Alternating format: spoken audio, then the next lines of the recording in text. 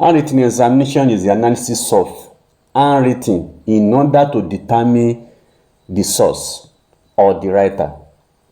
There are principles that guide handwriting examination, and there are about 9 of these, but because of time I'm going to talk about 5 of them, and the rest you see in your handout or the course material. So please log in into the Google Classroom after this lecture so you can have access to it. Now let's move forward. There are about 9, but we are going to talk about 5 of them because of time. The first one says, no two people write exactly the same way. No two people write exactly the same way. That is, even there may be 2 people born of the same father, the same mother, taught by the same teacher, raised in the same environment, but their handwriting can never be the same. And handwriting is one of the identification means by which you can identify a person, because it is unique to an individual. Number 2, written habits like habit of speech become so automatic and unconscious that even by the most strenuous effort, it is almost impossible to change them. Written habit is because of the fact that we have been written repeatedly for a numbers of years.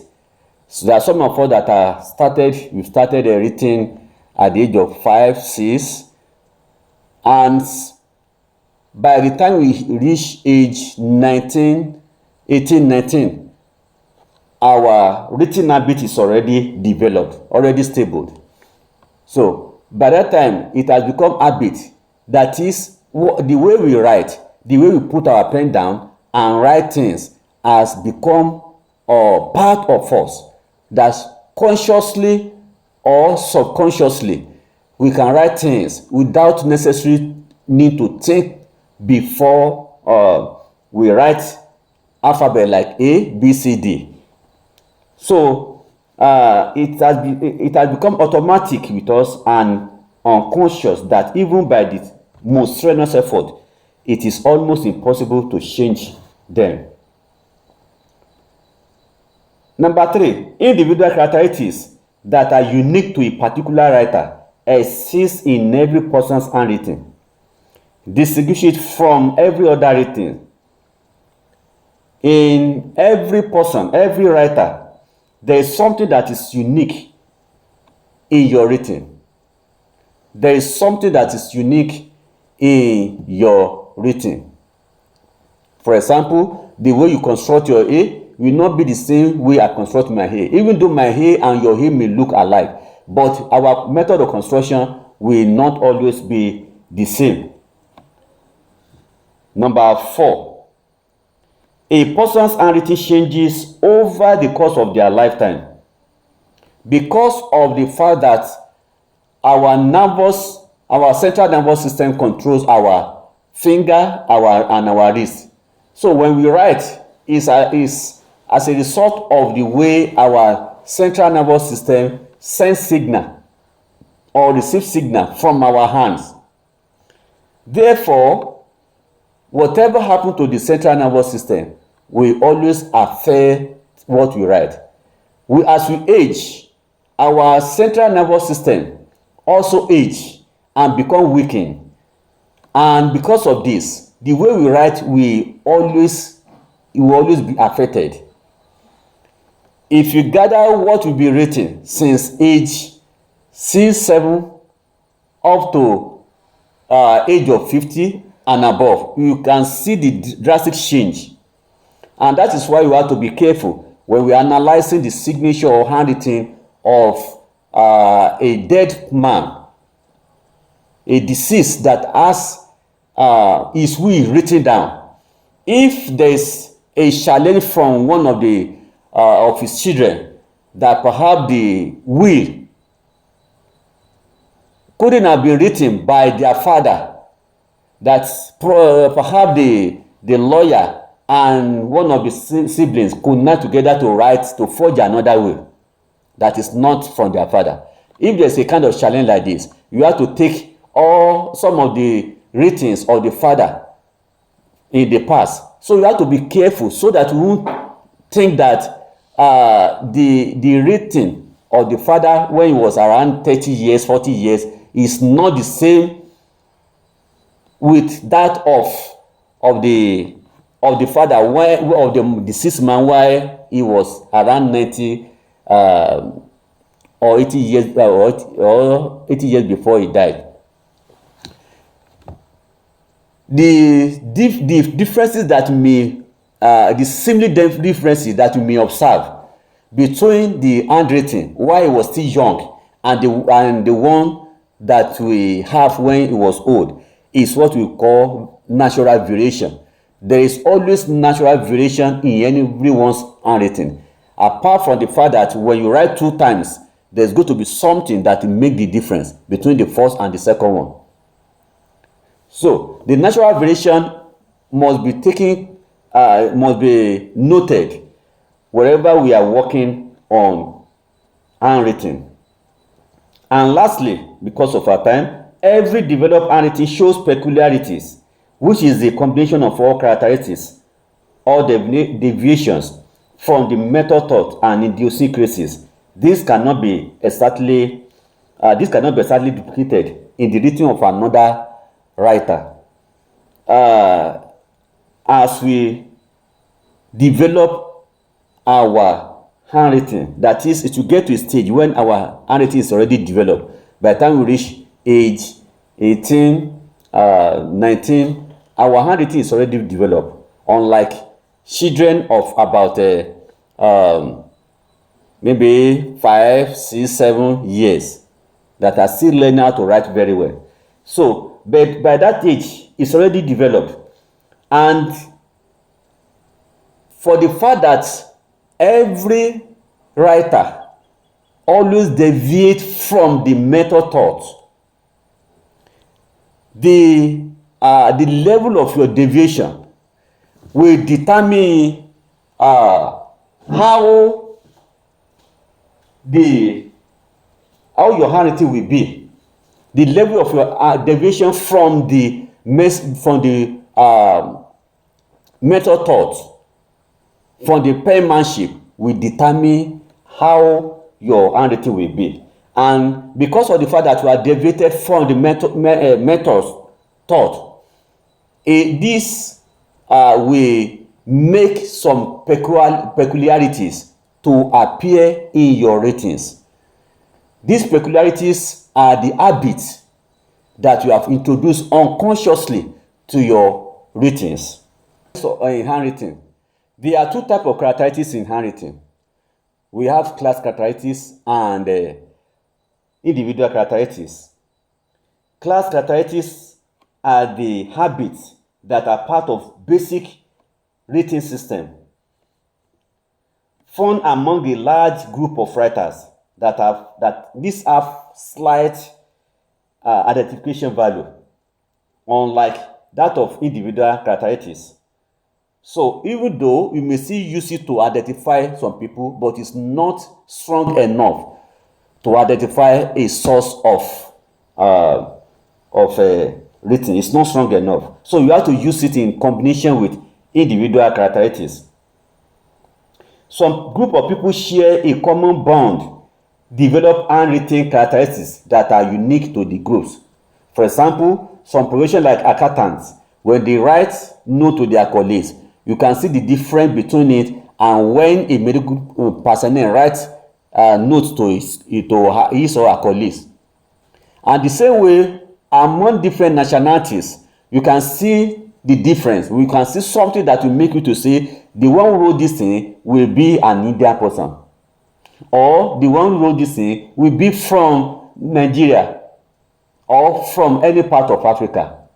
So these are what we refer to as class characteristics, because it can help us to identify somebody that is bound to a group.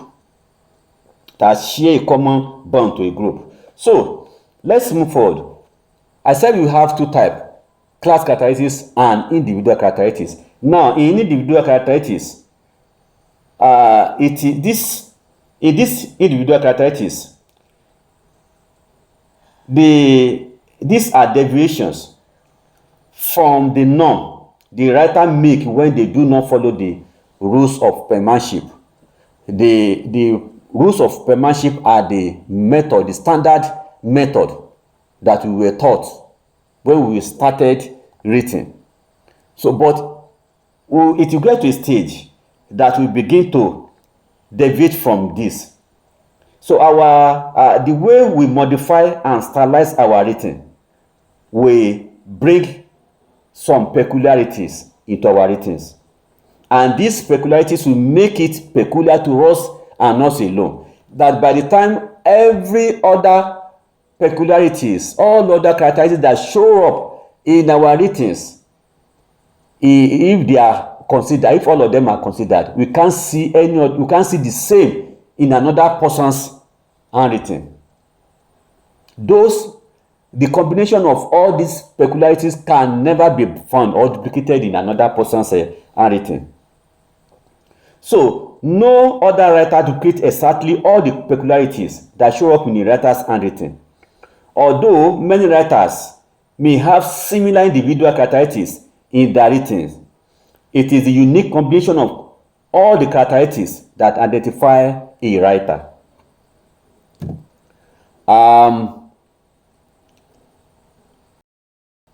There's something we call range of writing, and this range of writing is a combination of all the characteristics that you may have in a writing.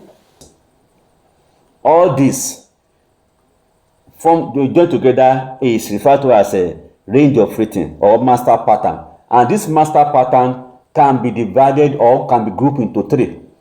The first one is form, the second one is a movement, while the third one is spatial relationship. Form, movement, and spatial relationship. Today we are going to discuss form alone. Then in the other classes we will discuss the two. So form is the shape of the letters and the method of construction, including the initial and terminal strokes. So the letter design is something that we have to take note of very well. Method of construction is one of the strong identification value that we have.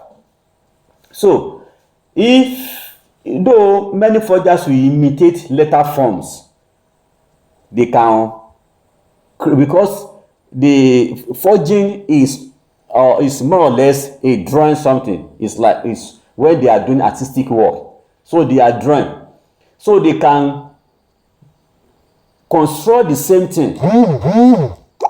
They can draw the same thing that will look alike, that a forger can write a signature or a handwriting of another person, and even the original owner or such signature or handwriting will say, this is my handwriting, but I don't know when I wrote it.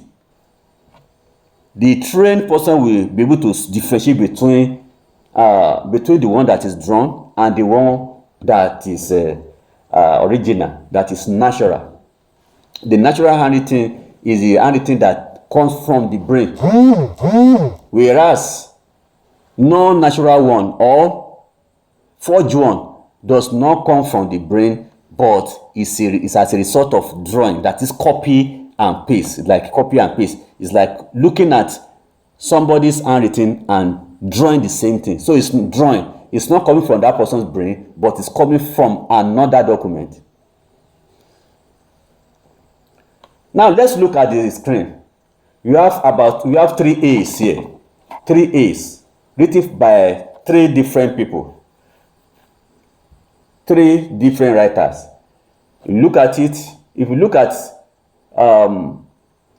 letter A, the first letter A, and the second letter A, somebody, if it is not well enlarged like this, you will think that if you look at them ordinarily on the paper, you think that they are very similar.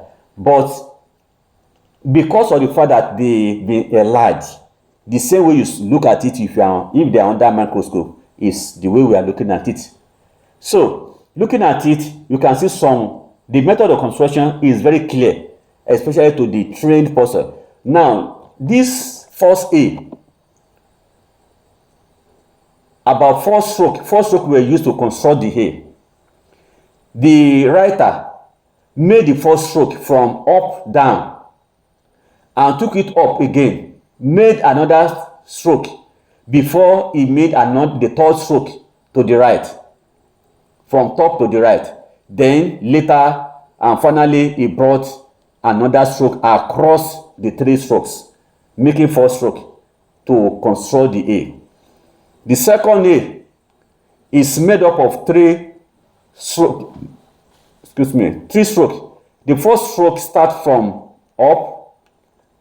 He lifted up his pen and started another stroke from the up, joining the initial stroke and bring it down before he didn't lift up his pen totally and brought it to the right side. That's why you have one of the legs of the A curve to a side. Now finally he brought another one upon it, the final one. So this is three strokes, and this one, the writer made the first stroke without lifting his pen. He took it up, straight up, and continuing, and then brought it down, still one stroke, before finally he put another one on it like this. So there are two strokes for the last A.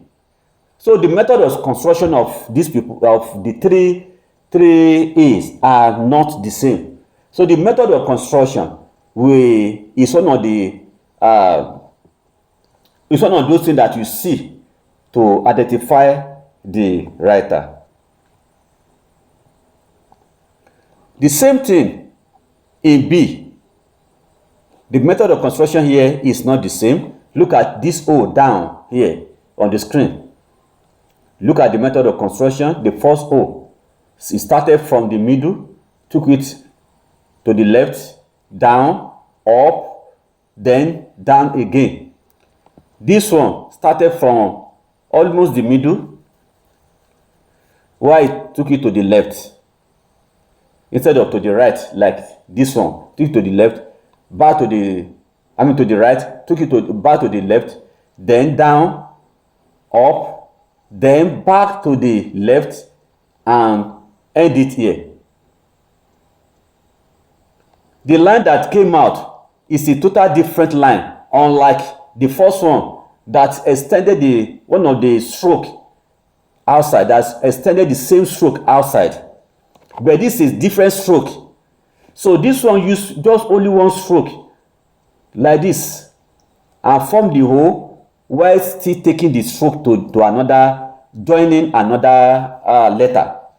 But this, look at this one. This is a stroke here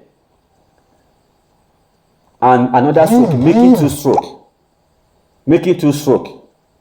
So the method of construction are not the same. So the method of construction must be well considered when we are analyzing handwriting or even signature. Look at the T here. Look at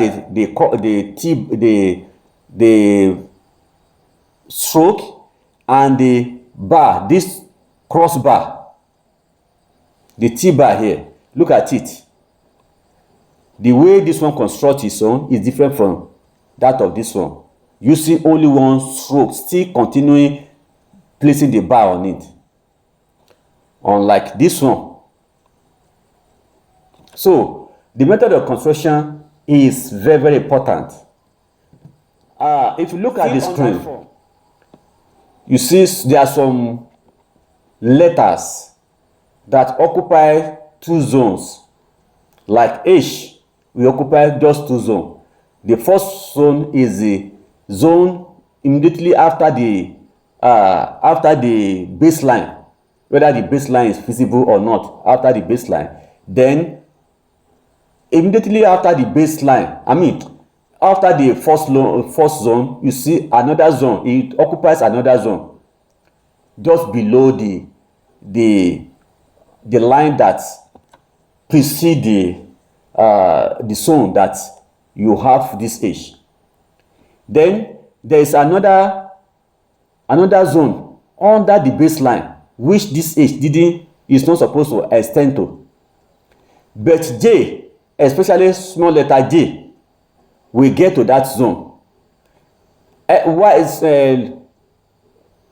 capital letter, small letter Y also will extend to that, and that of G also will extend to the zone below the baseline. So you have some alphabet that are occupying about three zones, while some like A is just occupying a zone.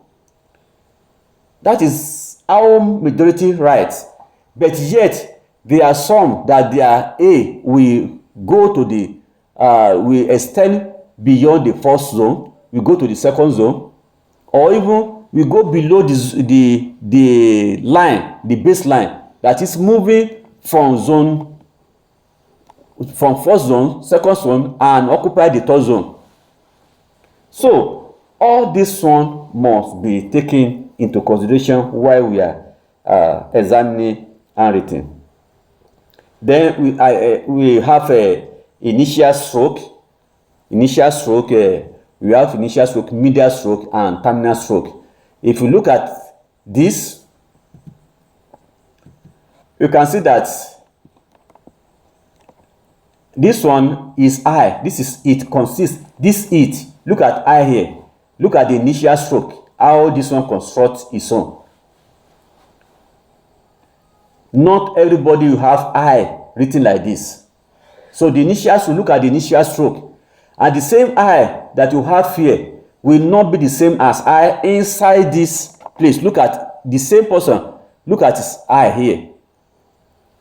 So the way he writes his initial I, that the writer writes his initial letter, must be taken note. You take note of that. Then you take note of how he writes his medial letters, medial strokes.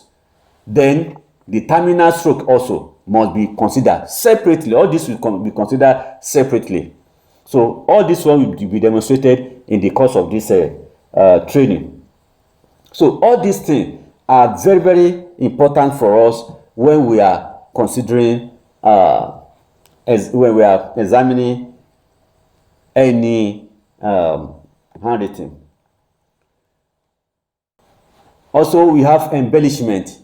Embellishment, these are the little characteristics that crept in, the habit that crept in into some people, some writers' handwriting. This embellishment, if they are not there, will not reduce the meaning of the writing. It doesn't even add to it. It only beautifies, just like ornament. Just like ornament. Like when you have ornament on you, removing the ornament does not reduce you from being a human being. So, but it only had beauty to it. So, and it's not everyone that has such a thing. Those who had it to their own, they have started this thing for a long time. It has become habit that they can't do without. They write things, their handwriting, you have the ornament there. So these are some of the things that you consider: the initial stroke, the terminal stroke, the medial stroke, all these things, and even the connecting stroke. You see, some people write, and you see every alphabet will stand alone. They write, but the alphabet will not touch the next one, will not touch the previous one, neither the next one. They just write, everything will be standing on its own. All the alphabet will be standing on its own. But some will write that almost everything will be connected. So this connecting stroke also, the way we connect our stroke are not the same. Even some people may want to mimic it. You will still see it. A trained person will know that these connecting stroke are not the same. They are not the same. So all these things must be considered why we do this. We will not go too far in this on this form. I mean on this class today. We just stop on form because I want us to have a very good understanding of this. Handwritten examination and signature examination is a handwritten and signature examination is a feed under question document examination that some people specialize on it alone. And for the fact that at the court, many battles are being won or lost because of documents, because of handwriting, because of signature, because signatures are used to authenticate documents. And we can use handwritten examination or signature examination to refute the claim that this document belongs to so person, or to confirm it that the signature which they use to authenticate the document belong to so and so. So it's a feed that if it is what you specialize on alone, you are good to go. So I want us to take precaution not to rush, so that we can get the hold of this topic very well. So we will be meeting in the next class. That will be on Saturday, God's willing, on Saturday by 9 a.m. So that's another class. By that time, we'll be talking about movement. So we are stopping here today. Go back to log into the classroom. There you see the material. There is the tests and even the recordings, the recordings of this class. Thank you. Bye bye.